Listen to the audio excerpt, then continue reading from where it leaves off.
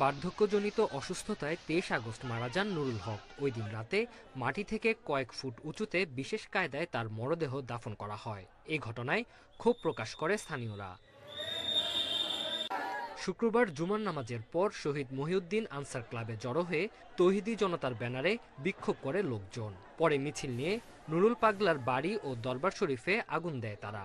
ভাঙচুর করা হয় পুলিশের ২টি গাড়ি। এক পর্যায়ে কবর থেকে তুলে মরদেহ পুড়িয়ে ফেলা হয়। বিক্ষুব্ধ জনতা আজকে তার এই সর্বশেষ সবকিছু পুরায় ধ্বংস করে দিছে।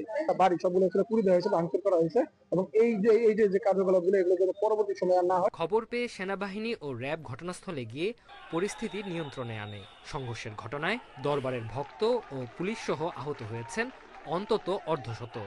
আহত ৪ জনকে ফরিদপুর মেডিকেলে নেওয়া হলে মারা যান একজন।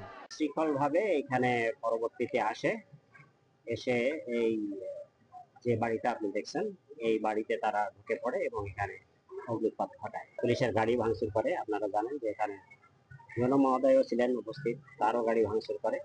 এদিকে কবর থেকে তুলে মরদেহ পোড়ানো, হামলা ও ভাঙচুরের ঘটনায় তীব্র নিন্দা জানিয়েছে অন্তর্বর্তী সরকার। প্রধান উপদেষ্টার প্রেস উইংয়ের এক বিবৃতিতে একে অমানবিক ও জঘন্য অপরাধ হিসেবে উল্লেখ করে দোষীদের বিরুদ্ধে ব্যবস্থা নেয়ার কথা জানানো হয়েছে।